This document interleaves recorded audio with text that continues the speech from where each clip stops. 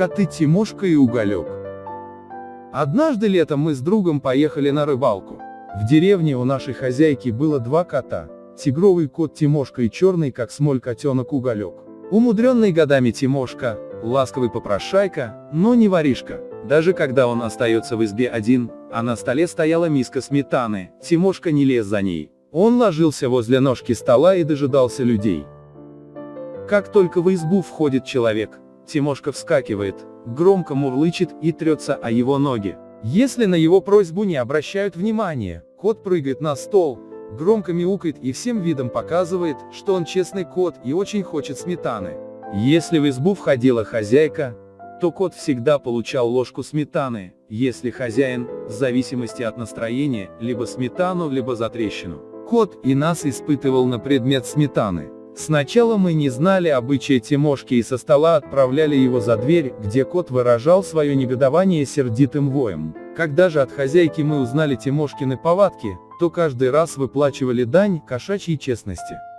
Любил Тимошка и свежую рыбу. Завидев человека с удочками, он провожал его на берег.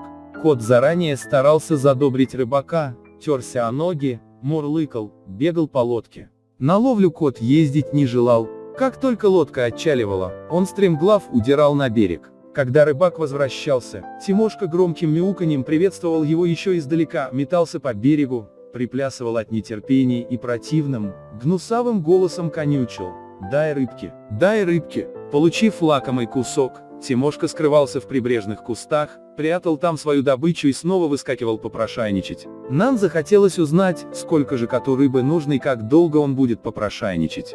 Однажды удалось наловить ведро некрупной плотвы, и мы давали коту рыбу безотказно. После того, как Тимошка утащил в кусты 15-ю плотвичку, я сказал: «Хватит благотворительности. Самим мало остается. Брысь». Тимошка не понял меня, а может быть не захотел понять и продолжал конючить. «Ах так?» — сказал мой напарник Борис. «Не хочешь понимать добрых слов? Сейчас отберу и то, что дал». Не тут-то было.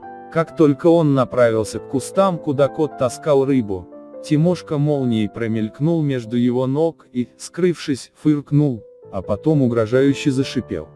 Борис не испугался его угроз и раздвинул кусты. Кот злобно зашипел и вцепился ему в сапог. Борис ногой отпихнул кота и шагнул дальше. Тогда кот выскочил из кустов и завопил благим матом. Не обращая внимания на его вопли, Борис нагнулся и стал подбирать рыбу. Что тут сделалось с котом? Он брякнулся на песок, забился в судорогах и завыл таким истошным голосом, что нам стало не по себе. «Оставь коту рыбу», — сказал я.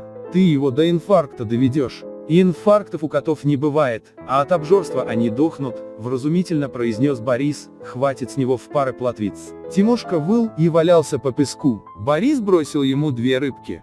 Кот вскочил, схватил их и помчался прочь. К Борису он больше никогда не ласкался. Уголек — котенок. У него нет еще богатого житейского опыта, как у Тимошки. Он недоверчив и вороват. Просить он не умеет, а предпочитает стащить из-под тишка. В избе его оставлять без присмотра нельзя. Обязательно проверит и очень ловко откроет лапой шкафчик, особенно если оттуда пахнет чем-нибудь соблазнительным.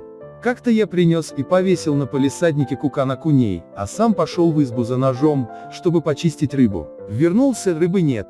Стал искать и не нашел. Возле избы на заваленке сидел Борис. «Ты рыбу взял? А зачем мне она? Сегодня твоя очередь чистить». Я так в не нашел рыбы. Пропала. Остались мы без ухи. Уже по приезду в город, Борис показал мне фотоснимок. На нем Уголек выставил голову между тесинами палисадника рядом с окунями. «Выходит, что ты видел, как кот стащил рыбу?» — спросил я. «А ты еще сомневался в этом? Почему же не отнял? Подумаешь, потеряет десяток окуней. Зато какой кадр. Ну, сделал снимок и прогнал бы. Коту тоже нужно как-то компенсировать затрату энергии на позирование». Засмеялся Борис. Вот такие разные характеры были у котов, Тимошки и Уголька.